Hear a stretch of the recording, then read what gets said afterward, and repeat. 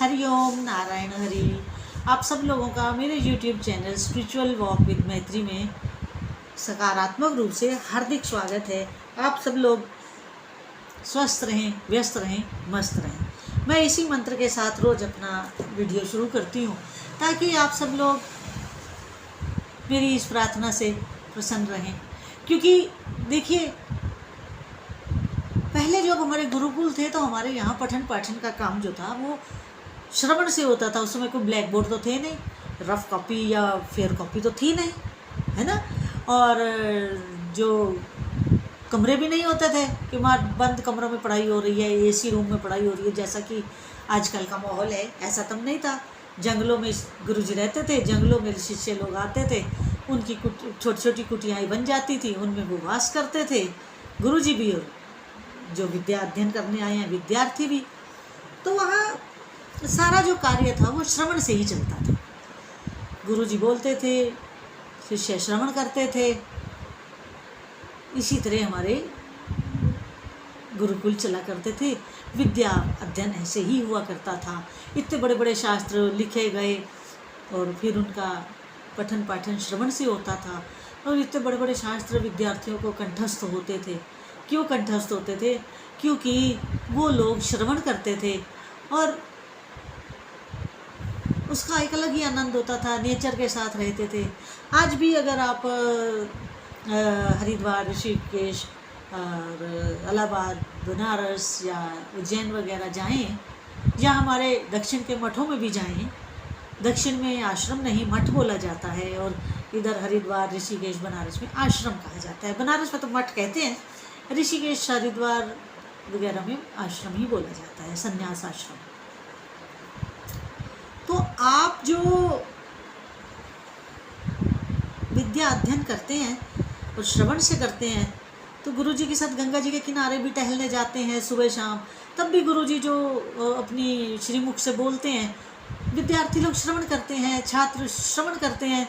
तो वो जो बचपन का सुना हुआ होता है ना, वो ज़िंदगी भर कभी नहीं भूलता। इसीलिए जो बचपन में संस्कार मिल जाते हैं वो संस्कार जीवन भर नहीं ख़त्म होते, जीवन भर हमारे साथ रहते हैं। इसीलिए कहते हैं कि छोटे बच्चों को ही संस्कारित किया जा सकता है। बड़ों की तो बुद्धि पक जाती है तो वो नहीं उस चीज़ को ग्रहण करते। जैसे आटा गीला हो तो आप उसमें कुछ भी डाल सकते हैं, लेकिन रोटी बन जाए तो आप उसमें कुछ डाल करके नहीं कर सकते, वो पक जाती है ना। तो पकी हुई चीज़ को हम सुधार नहीं सकते हैं, हम तो कच्चे घड़े को ही एक शेप दे सकते हैं। इसीलिए कहते हैं कि बच्चों को संस्कार जरूर दिया जाना चाहिए। खैर, विषय मेरा आज का जो है वो है कि हम अपने शरीर के अंदर से पॉजिटिव वाइब्रेशंस को बाहर कैसे निकालें। हम अपनी बॉडी में से, अपने शरीर से पॉजिटिव वाइब्स को कैसे अपने आसपास सराउंडिंग्स में रखें, ये है आज का विषय हमारा। तो देखिए, मैं आज बात करूंगी गायत्री मंत्र की, शिव गायत्री मंत्र, शिव गायत्री मंत्र की बात करूंगी। और वो जो शिव गायत्री मंत्र है, मैं उसको पहले उच्चारण कर देती हूँ, फिर इसकी विधि बताती हूँ कि इसको करना कैसे है, क्योंकि तभी हमारी बॉडी से वाइब्स बाहर निकलेंगी। करने का एक विशेष पद्धति है, उसी के अकॉर्डिंगली आप इसे करेंगे तभी आपको लाभ होगा। मंत्र है ओम तत्पुरुषाय विद्महे महादेवाय धीमहि तन्नो रुद्र प्रचोदयात्। फिर सुनिए, मैं 3 बार बोलूँगी, दूसरी बार सुनिए। ओम तत्पुरुषाय विद्महे महादेवाय धीमहि तन्नो रुद्र प्रचोदयात्। तीसरी बार बोल रही हूँ, ओम तत्पुरुषाय विद्महे महादेवाय धीमहि तन्नो रुद्र प्रचोदयात्। ये है मंत्र, शिव गायत्री है, ये शिव गायत्री है। और गायत्री मंत्र को संस्कृत भाषा में क्या कहा गया है? गायतम त्रियते इति। गायतम, गायन्तम, त्रियते इति, जिसका गायन किया जाता है, गाया जाता है। तो देवी देवता का अपना गायत्री मंत्र है,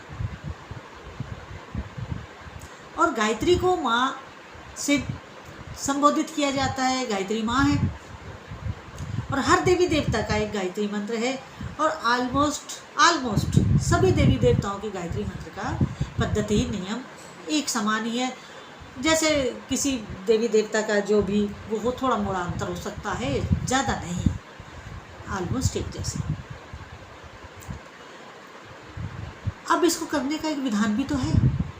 भगवान कृष्ण ने कहा कि मैं विधि से किया हुआ पूजन स्वीकार करता हूँ, अविधि से किया हुआ कोई भी कार्य मैं स्वीकार नहीं करता।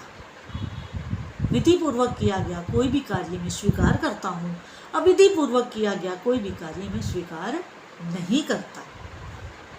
एक तो आप इस नियम को गांठ बांध लीजिए अपने जीवन में, बिल्कुल गांठ बांध लीजिए। विधि पूर्वक किया गया हर कार्य ईश्वर को स्वीकार्य है, और अविधि पूर्वक किया गया कोई भी कार्य स्वीकार नहीं है। आप अविधि से दिन में 20 घंटे पूजा कर लें, वो परमात्मा को स्वीकार नहीं होगी। और विधि पूर्वक अगर आप करते हैं और वो आप 10 मिनट 24 मिनट भी करते हैं, तो भी वो आपकी स्वीकार्य होगी और बेहद फलीभूत होगी, आपको बहुत फलीभूत होगी। खैर, इस मंत्र को कैसे करें?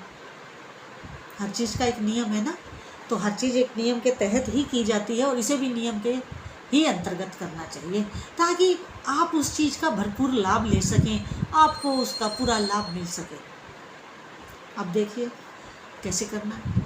आप लोग रोज ध्यान में बैठते होंगे, और ध्यान करने का जो समय है वो ब्रह्म मुहूर्त है, क्योंकि ब्रह्म मुहूर्त में हम अपने देवी देवताओं के बहुत नज़दीक होते हैं, क्योंकि उस समय वायुमंडल में, हमारे ब्रह्मांड में जो कॉस्मिक रेज हैं उनमें ईश्वरीय वास होता है, हमारे देवी देवताओं का वास होता है, उसमें ईश्वरीय गुण ज़्यादा होते हैं ब्रह्म मुहूर्त के समय।